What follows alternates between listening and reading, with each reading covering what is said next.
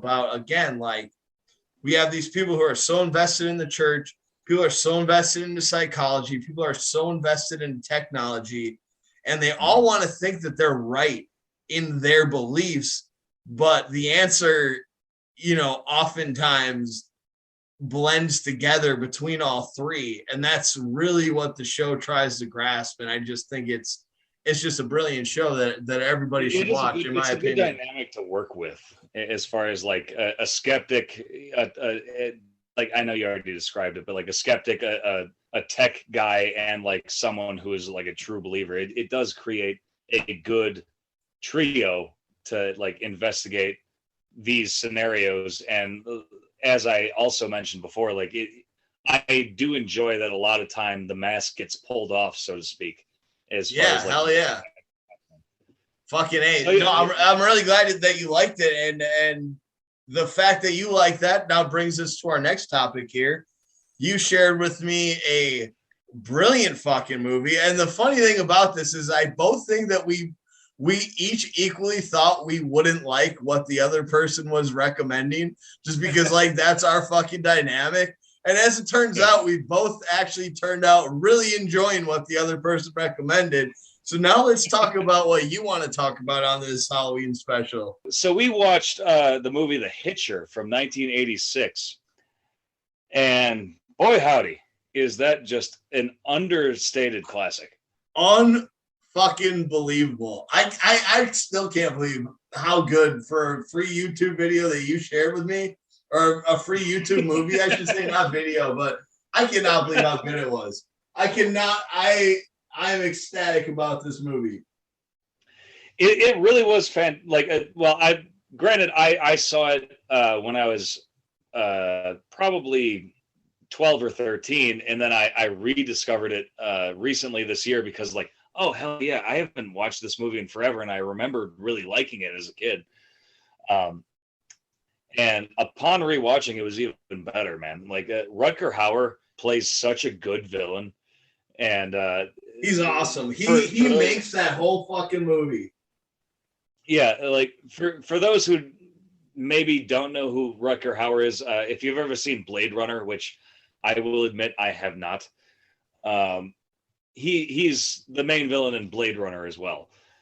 But it's funny because as I was watching it, I kept like, because they take these great shots of his just like cold fucking face, like in that. And I actually had to read up on him a little bit.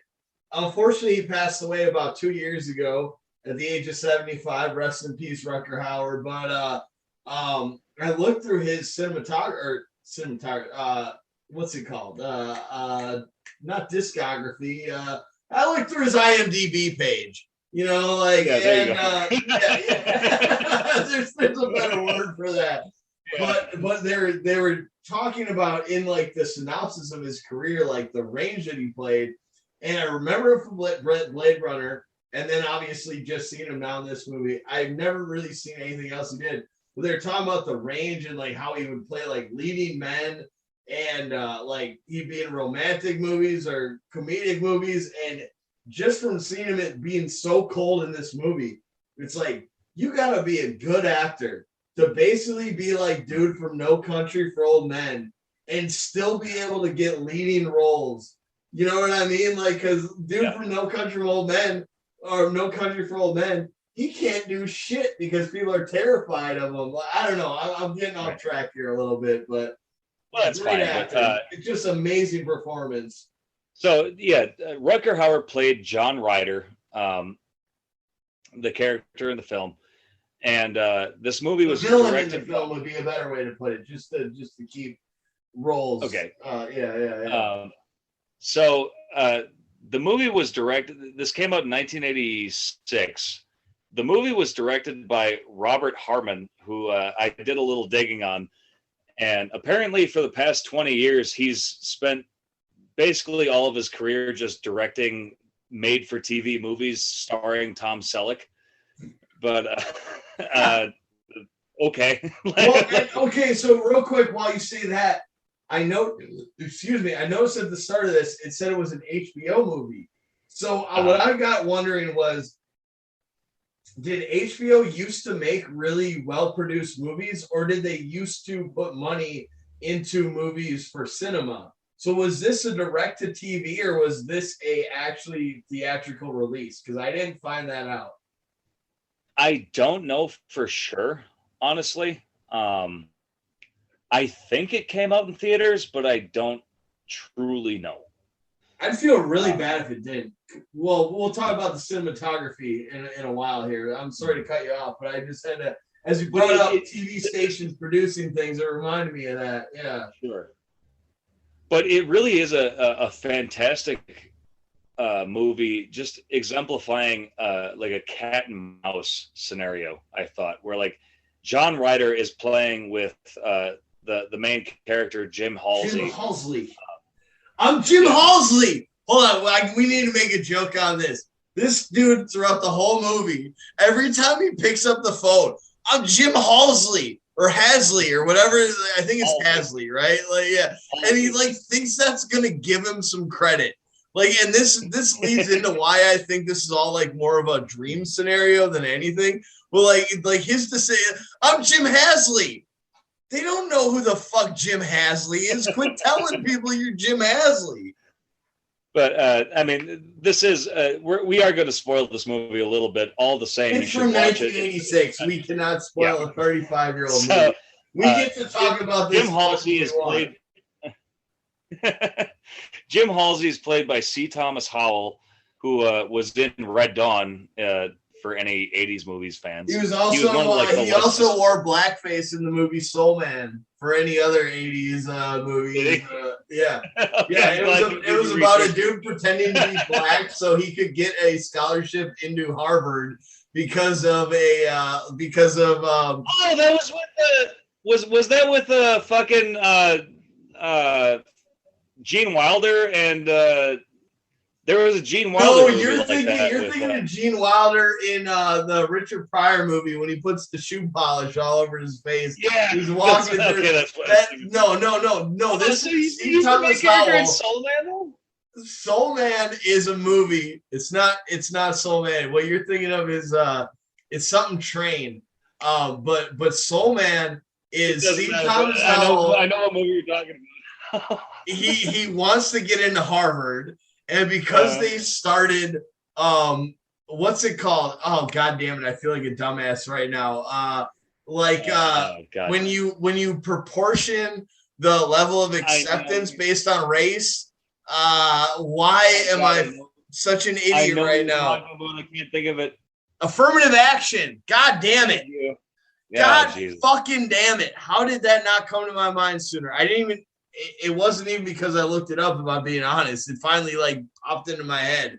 But okay, so C. Thomas Howell uses blackface because he wants to use affirmative action policy against Harvard so he can get into Harvard. It's a movie that came out like 1987. So he walks around with fucking blackface in Harvard and pretends to be a black guy to get in on affirmative action.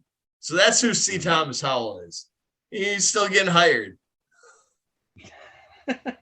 Well, not that much from what I saw. Like he's been in some stuff, but no, I was like, I mean, dude, he's just acting in movies. Like I actually don't put blame on him more than the writers. And we should probably just cut that whole section out and just get back to the movie that we're talking about here. I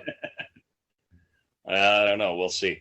But anyway, it as I said, it's a movie about cat and mouse, and like what I like about the entire sort of plot. So like, Jim Halsey is taking a drive-away car, which that is not a thing that exists anymore. I want to talk about this driveway car, but maybe we can say that for the end. But I just feel like that is like, why doesn't that exist anymore? Because that would be my job until the end of time. It's just driving people's cars from places to place.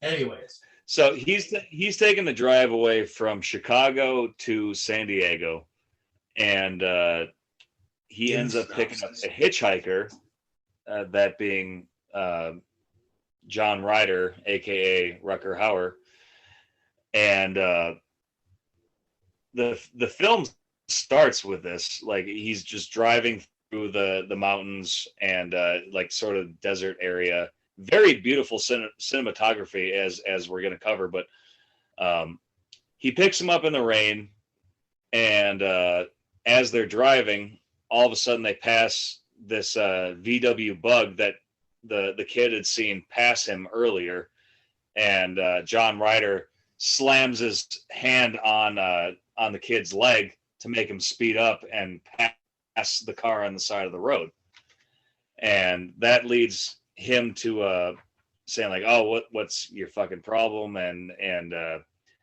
dude ends up pulling a knife on him and tells him like, that guy wasn't going to run very far. I cut off his arms and legs and all sorts of stuff.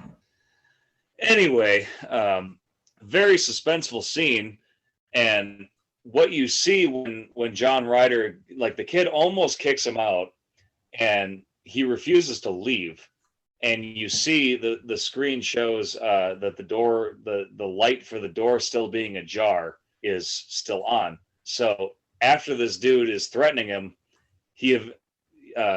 so John Ryder has a knife to his throat and is telling this kid like, "Say you want to die. Say I want to die."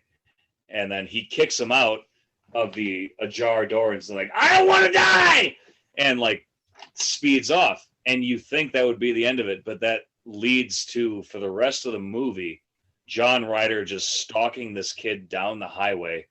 And it's almost like, I don't want to get too far ahead, but what I kind of, the way I kind of feel about it is like John Ryder, to me, is trying to make this kid like him. Not like him, like enjoy him, but like him, like make him be the same kind of person that he is by torturing him as he goes.